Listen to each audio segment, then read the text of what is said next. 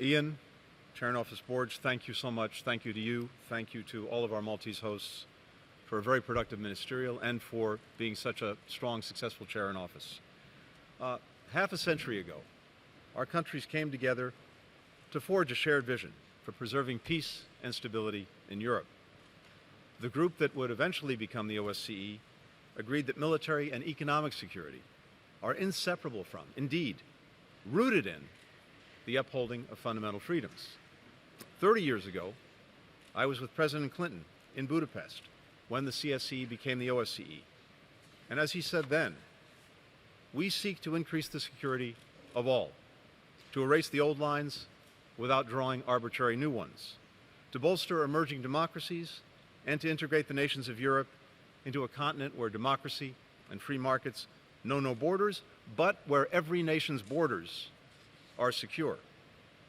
Today, the majority of our members are united in a commitment to that foundational principle set 50 years ago and to the vision that President Clinton set out 30 years ago.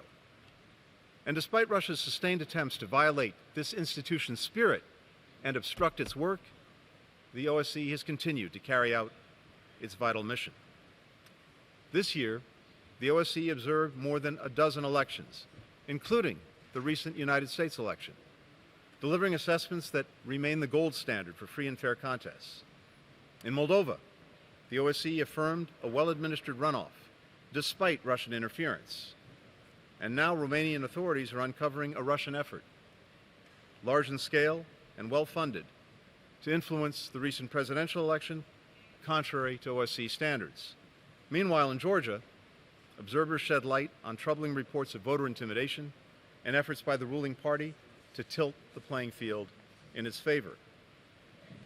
The United States shares the concerns of many OSCE members about Georgia Dream's decision to suspend Georgia's EU accession process.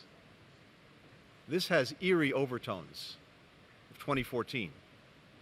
We support the right to peaceful protest and condemn the brutal aggression of repression of those calling for their country to stay on the path to closer ties with Europe, in particular, the reported assaults and detention of journalists. Georgian Dream's anti-democratic actions underscore the importance of the OSCE's work to strengthen civil society, to strengthen freedom of the press, to bolster protections for journalists, anti-corruption activists, and human rights defenders. When Russia blocked the annual conference where we take stock of our progress on human rights, the OSCE instead convened member states and civil society in Warsaw to hold ourselves and one another accountable. At a time of increasing restrictions on civil society and independent media in the OSCE region, efforts like this one are more important than ever. Finally, Putin's full-scale invasion of Ukraine has undermined the ideals of sovereignty and sovereign equality of nations, territorial integrity of states, self-determination of peoples. In response, the OSCE has used the Moscow mechanism to call out Russia's violations of international law, including the forced relocation of children.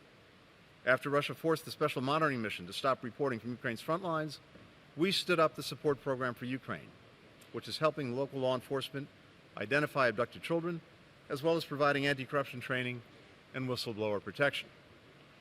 The OSCE is also helping locate and return Ukrainian artifacts that Russia has stolen.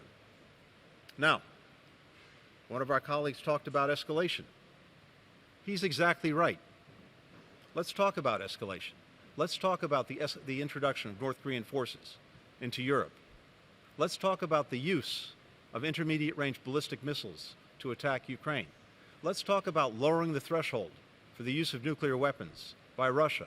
Let's talk about the ongoing assault on Ukraine's energy infrastructure, including its nuclear transmission grid, which poses a grave threat to every single country in this room.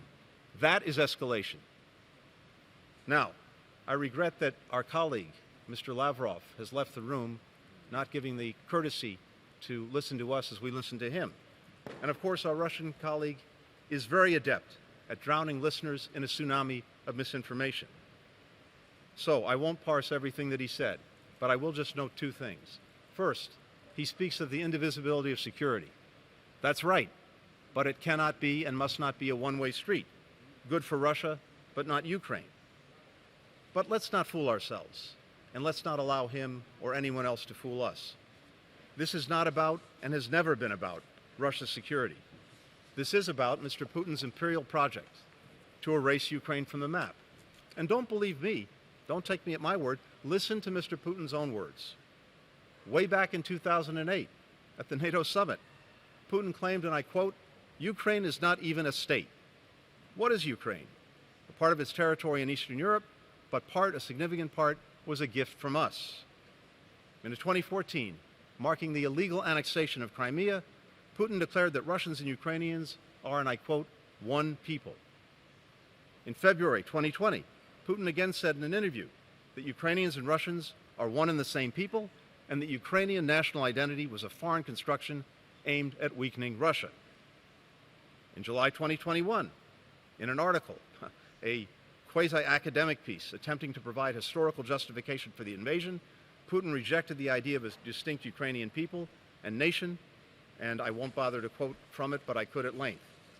Just a few months ago, this year, Mr. Putin said in an interview, "So in a sense, we have every reason to affirm that Ukraine is an artificial state that was shaped at Stalin's will. Everyone in the West thinks that the Russian people have been split by hostilities forever. No, they will be reunited." That is what this is about. That's what it's always been about, and that's why we have to stand strongly against it. Mr. Lavrov spoke about the sovereign right of every member state to make their own choices. That's exactly what this is about. The sovereign right of Ukraine and the Ukrainian people to make their own choices about the future, not to have those choices made in and by Moscow. In this challenging environment, sustaining the OSCE's work requires equipping the organization with strong leaders who will vigorously defend and advance the Helsinki principles. So, I'm pleased we've made progress on vacant leadership positions. It's crucial that we do the same for future chairs, as well as for a unified budget, and that Russia pay its fair share of that budget. The United States welcomes Cyprus' willingness to serve as CIO in 2027. I hope we can agree on that and on a strong candidate for 2026. This organization upholds the highest standards of democracy, human rights, the rule of law, and it's able to do so, above all, because of the people who serve the institution. On behalf of all participating states and the combined 1 billion people that we represent, I want to thank the OSCE's public servants for their commitment to this organization's enduring work. Thank you very much.